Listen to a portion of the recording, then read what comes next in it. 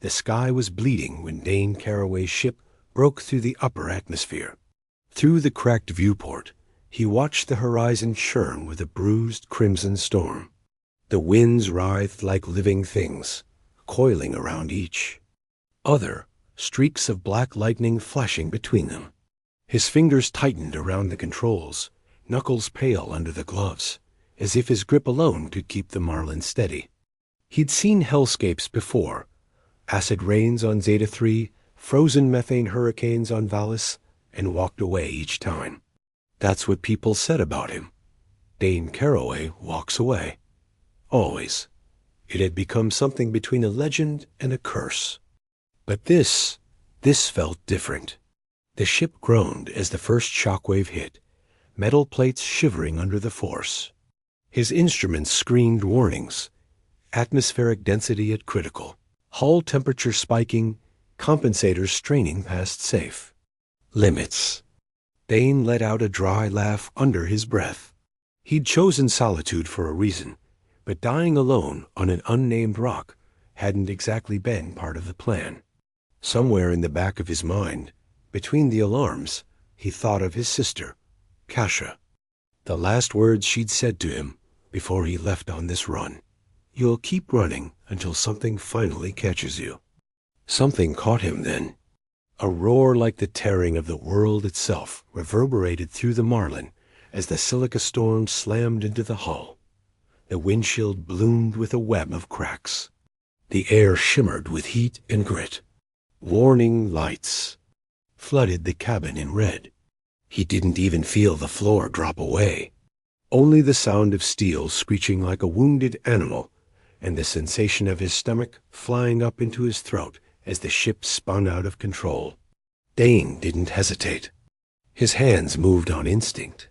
Slamming the emergency release, he forced himself into the escape pod and punched the launch. A hiss of pressure, a violent kick in the chest, and then he was airborne, watching as the Marlin was torn open behind him, swallowed in a hurricane of sand and fire. The pod slammed into the ground hard enough to rattle his teeth. For a few moments, he lay in the harness, breathing raggedly, staring up through the tiny viewport at the swirling red-black maelstrom above. When the shaking stopped, he forced himself out. The outside air hit him like a furnace. Even through his cracked visor, he could feel the sting of particles already trying to strip his skin away. The ground beneath his boots was a shifting sea of crimson sand, and every gust sent knives of silica slicing into his suit. His oxygen readout was dropping faster than it should have. Micro-tears in the seal. Maybe worse. The wind screamed, tearing at his body, making every step feel like a war. The escape pod was already half buried, its beacon blinking weakly. It wouldn't last long in this storm. Neither would he. He squinted into the howling chaos, scanning the horizon. At first, there was nothing but endless dunes and jagged rock spires that looked as though they'd been clawed from the planet's skin. And then he saw it. A black gash in the nearest cliff wall, a shadow darker than the storm, wide enough for a man to squeeze through. A cave. Dane's breath fogged the inside of his visor. His lungs ached. His pulse thundered in his ears. It was far. Too far, maybe. But he walked anyway. Because Dane Carroway always walked away. Asterisk, the cave swallowed him whole. One moment, the storm was screaming at his back, clawing at him with knives of sand, and the next, silence. The kind of silence that pressed against his eardrums like water at the bottom of the ocean. His helmet light flickered, then steadied, casting a narrow cone that barely pierced the black. The walls glittered faintly, veins of crystal running through the rock like frozen lightning. The air was cooler here, but heavy, thick enough that each breath felt like dragging smoke into his lungs. He took 3 steps in and paused. Something shifted. At first, he thought it was just the storm echoing through the stone. But no, the sound was coming from deeper inside, a low, rhythmic thump. like the pulse of some ancient beast slumbering in the dark. Dane froze. His gloved hand hovered over the sidearm at his hip. "Just geology," he muttered, though his voice sounded frail, lost in the cavern. Heat expansion, rock settling. But the pulse came again. Stronger this time. Thump, thump. He forced himself forward. The alternative was to turn back, to walk into the storm and be flayed alive. This cave was his only chance. The floor sloped downward. Grit shifted under his boots, sending a faint shower of pebbles rattling into the dark. When he glanced behind him, the entrance was already obscured, just a faint reddish glow from the storm beyond. Then his helmet light caught something that made his stomach tighten. Scratches in the stone. Long, shallow gouges that curved and overlapped, impossible to mistake for natural erosion. He crouched, tracing a gloved finger along one. The edges were sharp, fresh, and they weren't random. The scratches formed patterns. At first glance, they looked like crude symbols, but the longer he stared, the more they seemed to shift, to breathe. Dane pulled his hand back quickly, shaking his. "Head, focus," he whispered. His scanner chirped at his wrist, detecting something just ahead. Faint heat signatures. Faint, but massive. He tightened his grip on his pistol and continued down. The further he went, the more the air shimmered with a strange tension. A quiet. That wasn't really quiet. His instincts, honed on 17 hostile planets, screamed at him that he was being watched. Then the light on his helmet flickered, once, twice, and went out. Total darkness. He slammed it with his palm. Nothing. The screen in his visor glowed faintly, and even that began to dim. And that was when he heard it. A whisper, so dry it was like leaves blowing across stone. Not through his ears, but somewhere deeper. Crawling into his skull. "You are the first meal in 500 years. Dane went rigid. His heart hammered against his ribs. He swung the pistol around wildly, trying to find the source, but the whisper only laughed, low and hollow, and it moved. Every time he turned toward it, it came from somewhere else. His breath fogged the visor. He could feel sweat running. Down his back, cold despite the heat. "You walked into my belly, and you will not walk out." Dane took a shaky step backward. His boot scraped over something brittle that shattered underfoot. He pointed his light at the ground, then froze. It was a skull. Not human. Elongated, crystalline filaments sprouting from the temples like petrified roots. There were more. Dozens. Littering the floor around him, their empty sockets all seeming to look at him. His scanner beeped again, louder now. Something was coming. Something big. And for the first time in years, Dane Carroway, who always walked away, wondered if this was the place he would finally stop. The air changed, it was so subtle at first that Dane thought it was just the pounding of his own blood in his ears. But no. The silence that had pressed against him since he entered was thinning, replaced by a faint hiss, as though the cave itself had begun to breathe. He stood very still, surrounded by the skeletal remains of things that had no name, the dust of their crystal bones clinging to his boots. The whisper returned. "You will nourish me, little flame, and I will remember you forever." Dane's fingers tightened around the pistol, though already he knew how absurd it was. He'd emptied half a clip into the walls earlier, and the bullets hadn't even left a marked dot above him. No, below him? A faint glow began to shimmer through the cracks in the cave floor. Lines of light snaked outward, chasing each other like veins of fire through the stone. Dane swallowed hard, watching the light crawl toward the walls, tracing the runes, waking them. The scratches he'd mistaken for random patterns earlier flared to life, each symbol igniting in sequence, forming a vast ring of molten glyphs around him. The floor shifted beneath him, not just shaking, but rising. He staggered back as the platform beneath him lifted, stone grinding against stone, until he stood at the center of a vast chamber he hadn't noticed before, its ceiling so high it vanished into darkness. The pulse was louder now, and closer. The whisper grew teeth. "You are warm." The walls began to move. Dane's visor registered. At first, countless surfaces flexing, as though the cave walls were covered in thousands of thin, translucent membranes. And behind each one, an eye opened. They blinked in unison, silver and black, some as large as his body, others no bigger than his fist.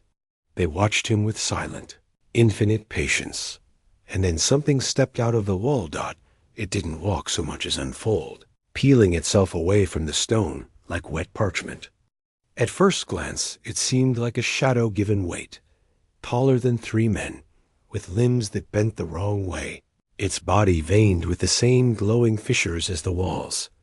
But its face, if it even was a face, was a perfect sphere of smooth black crystal, and within it Dane could see faint images flickering, not reflections. Memories.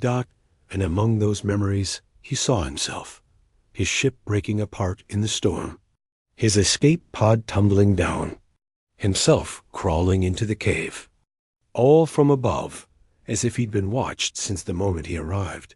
His throat went dry. "What are you?" he croaked, his voice small in the vastness of the chamber. The thing tilted its head, and the whisper came again, louder, almost amused. "I am what remains when the stars forget their children." Dane took a step back, and the creature mirrored him, though its stride was silent, predatory and deliberate. Around him, the wall's glow deepened, and a deep vibration ran up his legs as though the cave itself had a heartbeat now. "You will feed me," the voice insisted, "and you will join them."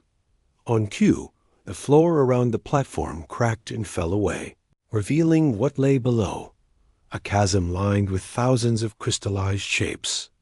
Not stone, not statues, bodies, frozen mid-screen. Men, women, children, human and alien, alike.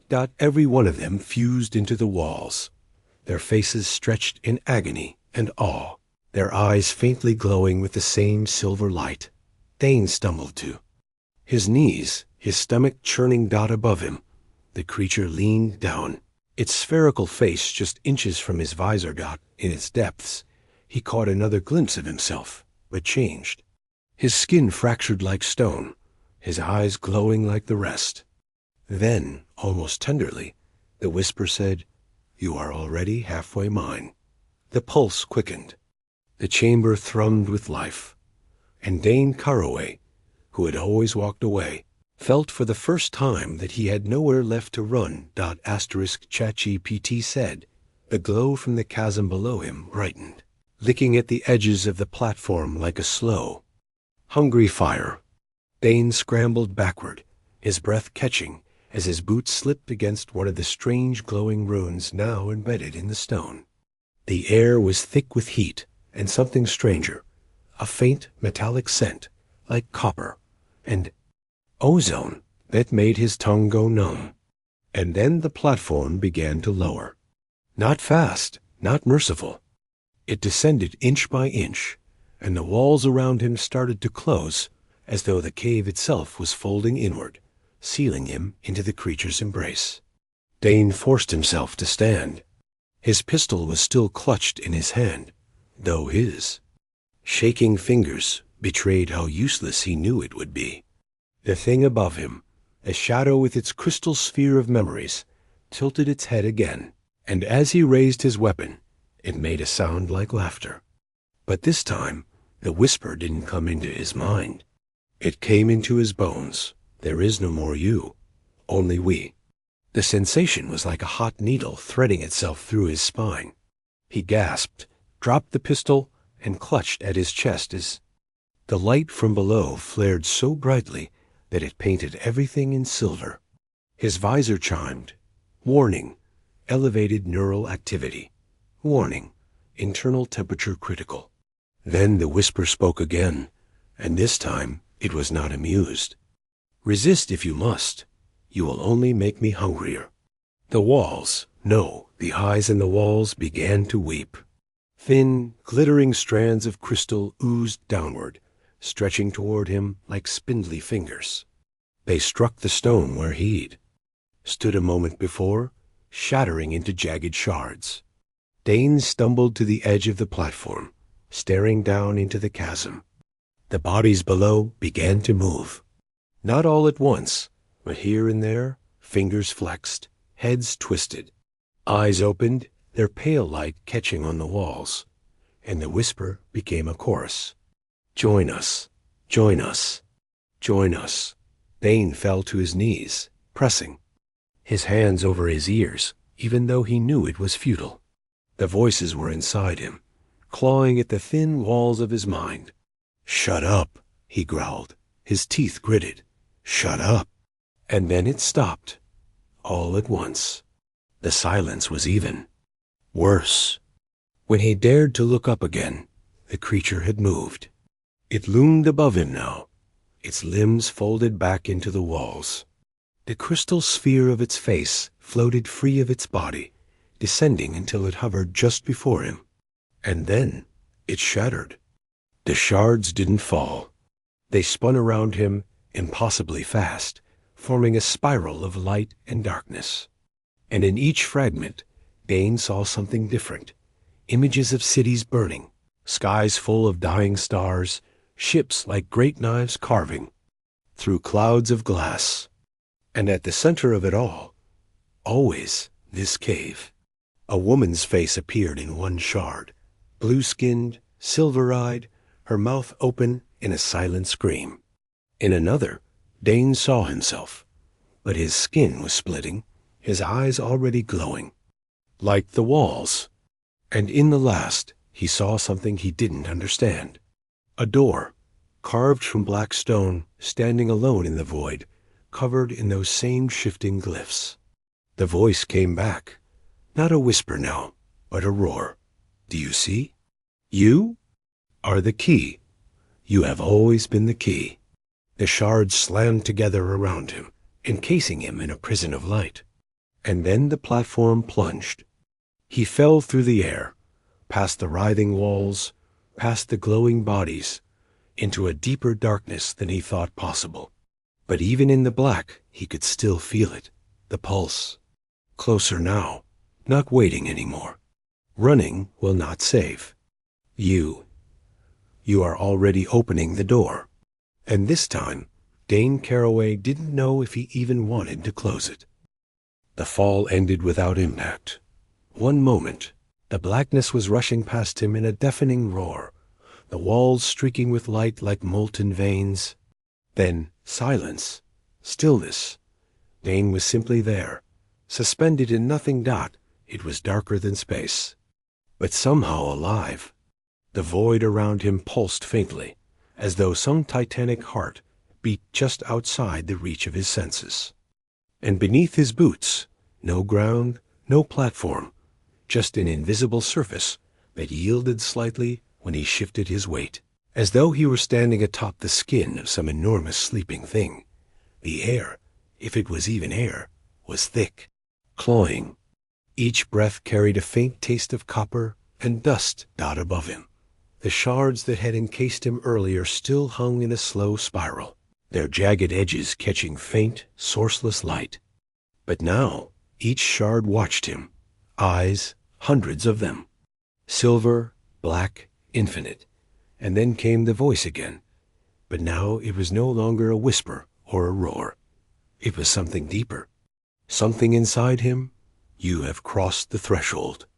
The hunger awakens. The ground beneath him shuddered, the faint pulse quickening, and the invisible floor cracked just enough to let a faint, luminescent mist rise up around him. Shapes formed in the mist. Hands. Dozens of them. Human, alien, skeletal, crystalline, all reaching, clawing at his legs, his arms, his throat. Some tried to hold him down. Others pressed against him, as if searching his body for weakness. The whisper became a chorus again, but this time it wasn't demanding. It was pleading. Feed us. Feed us. Feed us, Dot. He staggered backward, or what he thought was backward. In this place, there was no direction. He raised his pistol again, even though he knew it was useless. Still, the act of aiming it made him feel human again, if only for a moment. "I don't know what you want," he muttered. His voice sounded small and thin in the emptiness. "I don't know what the hell you are." The ground rippled beneath him, and the mist thickened until it obscured the shards entirely. And then, ahead of him, a figure emerged. Dot at first. It was just a shadow, but as it approached, it gained shape. Humanoid but impossibly tall, its limbs elongated, its torso veined with the same glowing fissures as the walls above. Its face, however, was featureless. And yet he knew it was looking at him. Dot, when it spoke this time, its words seemed to vibrate his ribs, resonating in his chest like the toll of a great bell. "I am what remains when you forget yourselves. I am what you bury to make room for your own greed. I am the first and the last. And you are the offering I have waited for." Dot, the figure raised a long, thin arm and pointed past him. Dane turned, and there it was. The door. It towered in the void, like a monument to everything he didn't understand. Black stone veined with molten glyphs, its surface rippling as though alive. And from behind it, the sound of millions of voices rose, screaming, whispering, begging, but harmonized into something that sounded like prayer. His knees felt weak. "What's behind it?" he asked, his throat dry, though he already knew he didn't want the answer. The figure leaned closer, and this time its voice was a caress that scraped his mind raw. "What comes after hunger?" The mist surged, wrapping around his ankles like chains. The hands began pulling him toward the door. His feet slid across the invisible ground, his heart hammering as the glyphs flared brighter, their light searing his eyes. The voices behind the door grew louder, more desperate, more joyous, and still, somewhere deep inside, a strange calm began to grow in him, because something told him the door had already opened the moment he stepped into the cave. Behind him, the figure spoke once more, almost tender now. "You've always been walking toward me." Little flame, and the final chains around his chest tightened, and the door began to crack open. Asterisk. The door split with a sound that was not sound.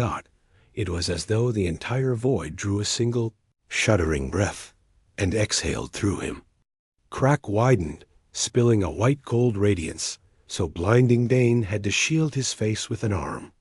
Yet even through his eyelids, even through the fragile meat of his body, he could feel the light in him, filling the hollow spaces of his mind, his veins, his memory. But the light wasn't warm. It was hungry. The hands dragging him forward began to dissolve into it, leaving behind faint impressions, scars in the air where they had once clutched him. Even the mist itself seemed to burn away in the brilliance. Only the figure behind him remained intact, still pointing at the widening door. And now the voices on the other side of it could no longer be mistaken for whispers or screams. They were words now, countless overlapping, impossible words, some in languages Dane swore he'd never heard, and yet understood all the same. "Come back, come back, come back." Every syllable made his teeth ache. He dug his heels into the invisible floor, instinct and terror finally winning over the strange calm that had grown inside him. "No," he gasped, choking on the coppery hair. "I didn't open it. I won't." The figure behind him laughed, a low, resonant chuckle like stone cracking underwater. "You already have." And the floor dropped away. Dane plummeted again, but this time it wasn't into darkness. It was into them. The light swallowed him, and the world became a blur of faces and claws and wings, impossible shapes crashing into him from every direction. As though he had plunged into an ocean of memory and flesh and wrath, he tumbled through glimpses of lives, 1,000 at once, each more alien than the last, an emperor with crystal eyes impaled on his own throne, a mother weeping as her child's skin fractured into glass, a soldier screaming as black vines burst from his chest. All of them stared at him as he fell, and all of them spoke in unison. You opened it. You opened it. You opened it, Dot, and then the falling stopped. Dane stood, or something like standing, before the door. It was no longer closed, nor fully open. It was alive. It had a pulse now, a slow and monstrous rhythm that matched the one he had felt since entering the cave. And through the crack he saw the truth. Behind the door was no paradise, no release, but a vast, endless maw of light and teeth and memory. A being so enormous it blotted out all sense of time or space. It was devouring everything, stars, planets, even the memories of the dead, grinding them into dust and swallowing the dust into nothing. And at its center, a single human shape, his shape. Dane's knees buckled as he watched himself, or what would be him, standing in the center of the maw, his body fractured like crystal, his eyes blazing silver, arms spread wide, feeding the endless hunger. You are the key, the voices. CHORUSED. And suddenly he knew the storms. The cave, the whispers. They weren't traps. They were tests. Every soul it had consumed had been a fragment of the key, and he was the last piece. He stumbled back, shaking his head, feeling his chest crackle with thin lines of glowing light now, his skin splintering in delicate patterns. No, he whispered hoarsely, though already his voice was beginning to echo, like theirs. Behind him, the figure approached, laying a long, skeletal hand on his shoulder. It leaned close and in. A final voice that was almost gentle. It murmured, "You are not the first, but you will be the last." And before him, the door yawned wide, the maw roaring, the voices weeping and laughing, as Dane Carroway stepped forward, knowing there was no turning back. The threshold swallowed him like water. Dane staggered forward, his boots meeting no ground, his arms instinctively outstretched to feel for something, anything to hold on to. But there was nothing left to touch. The air behind the door was thick, almost gelatinous, yet it flowed around him with a will of its own, tugging him deeper. The light was gone now. In its place, a darkness more complete than anything he had known before, yet alive with faint glimmers, not stars, but eyes. Millions of them suspended in the black, opening and closing in waves, their gaze hot and sharp even without shape. The figure was gone. The whispers were gone. Only the pulse remained, and it was inside him now. Each beat felt like a hammer blow against his ribs, as if his heart had been replaced by something much older and much stronger. His breath came in short, raw gasps, clouds of steam rising from his cracked visor as he floated through the void. And then sound, not words this time, but a grinding rhythm, like stone plates being dragged across each other. Ahead of him, ahead of him. Shape began to emerge from the dark. At first it seemed to be a wall, smooth, endless. Then it shifted, and he realized it was moving. Breathing. It was alive. A titanic being. Its surface like molten obsidian, streaked with rivers of light that pulsed with the same rhythm in his chest. Every inch of it was covered with thousands of faces, some twisted in agony, others serene, all fused into the creature's flesh. One of the faces turned toward him, its eyes flaring silver, and he recognized it. His own. It spoke without sound, its mouth barely moving. "You already wear me." And then the wall split open, and he fell into it. The sensation was unlike anything he'd endured before. Not pain, not even terror, but an endless, nauseating knowing. He felt himself pulled. into countless bodies, their memories crashing through him in blinding flashes. He felt the warmth of alien suns on unfamiliar skin, the bite of strange winds in lungs that weren't his, the crushing loneliness of 1,000 solitary deaths. He screamed, but the sound came out wrong, fractured, crystalline, echoing off. Nothing and returning to him a dozen times, each one more alien than the last dot. When he finally stopped thrashing, he became aware of a presence in the black with him. A smaller shaped dot, it hovered just out of reach, glowing faintly, humanoid. But wrong. Its proportions were stretched, as if it had been sketched by a trembling hand. The shape cocked its head and spoke. And this time, the words weren't just inside him. They were made of him. "You think you've chosen," it said in his own voice, but colder. "But the storm, the cave, the door, they've all been walking you here since the first breath you took." Dane tried to look away, but the shape moved closer, its face now a perfect reflection of his own. "You thought you were running," it hissed. "But you are the path, and I am what waits at the end." It raised its hand, and the void around them bloomed into shapes, galaxies devoured, planets crumbling, civilizations shattered into light. "You are not the keeper," it murmured, laying its palm over his chest. "You are the feast." And with that, the shape pressed its hand through his armor and into his ribs, and everything inside him lit up. His skin split, delicate shards of light and crystal spilling into the black. And still, somewhere deep down, a part of him clung to a single thought, even as the presence began to unmake him. If this is what waits at the end, what waits beyond it? The question flared in his mind, and for the first time, the millions of eyes blinked in unison, and then they began to close. One by one, the void went dark dot, and Dane Carroway felt himself step through another door entirely, into something no human had ever seen. Asterisk, there was no floor, no ceiling, no air, just motion. Dane floated through it, though it was not space, and he was no longer sure he floated at all. Around him bloomed impossible things. Ribbons of black flame curled into latticework. Spires of frozen lightning pierced through seas of glass that bled color into the void dot above and below.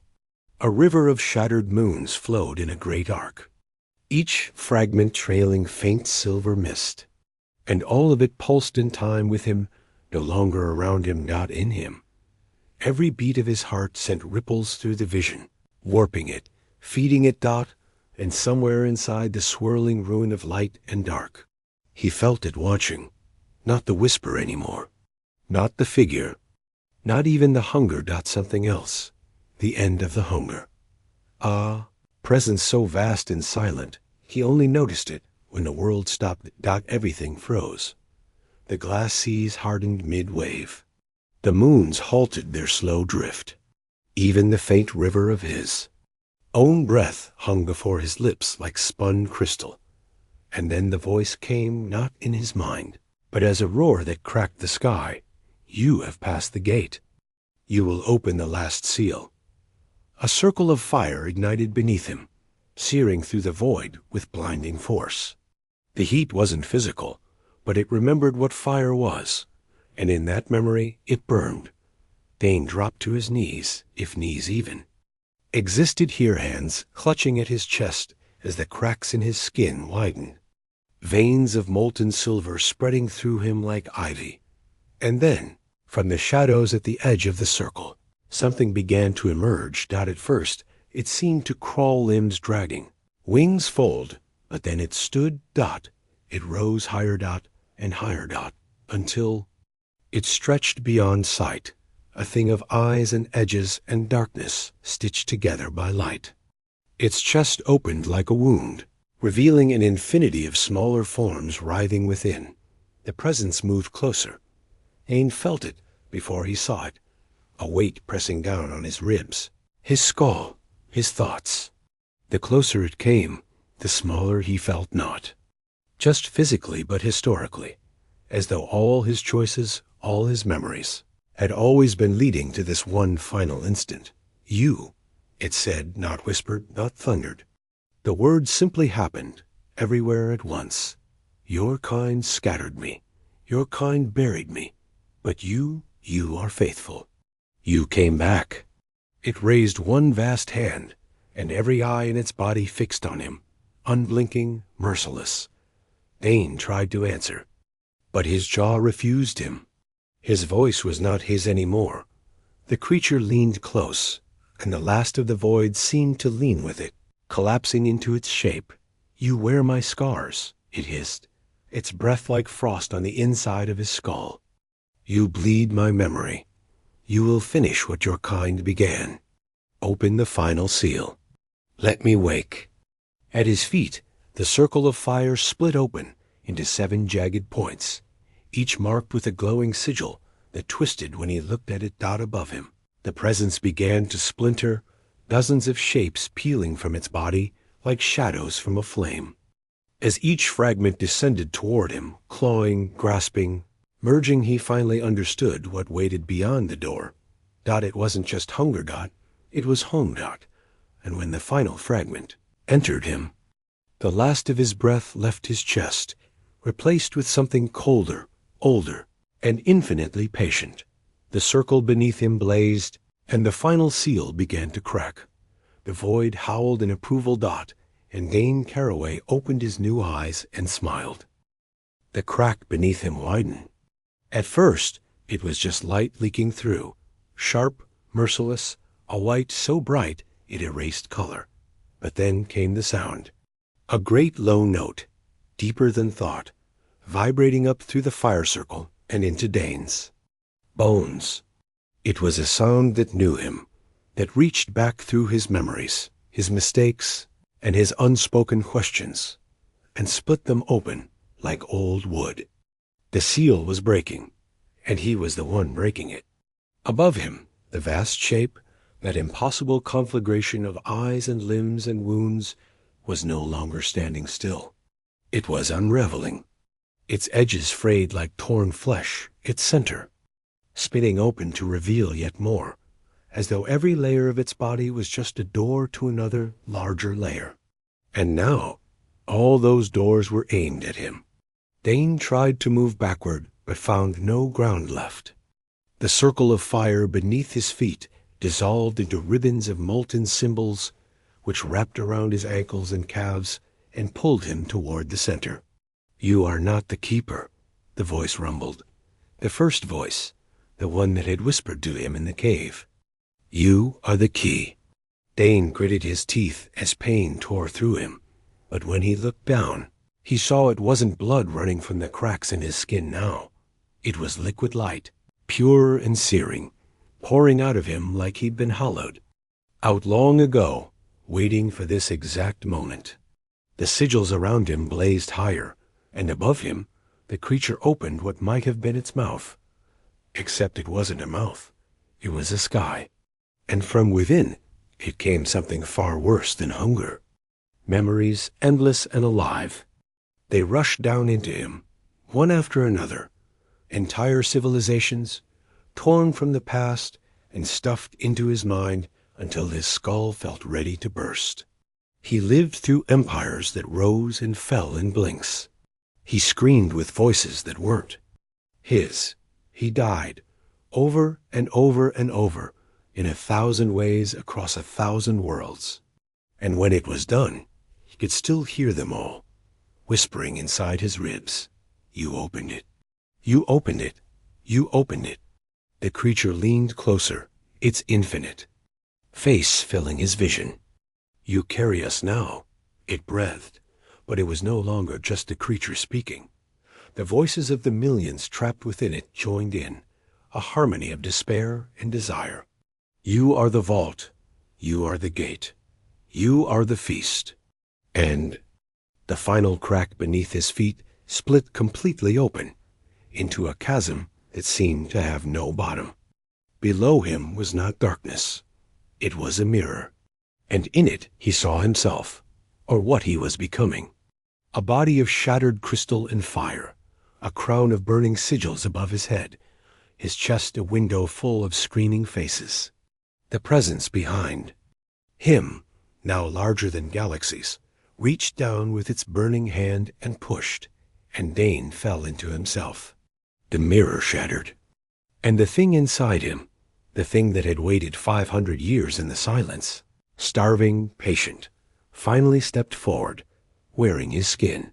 The void erupted in applause, a million silent screams, as the seal burst wide, and the last of Dane Carroway was devoured by what he had unlocked. And in the hollow chamber of his mind, he heard the creature's voice one final time, soft as a lover's whisper. Welcome home. The silence that followed was worse than the screams. Everything, the void, the light, the creature, had gone.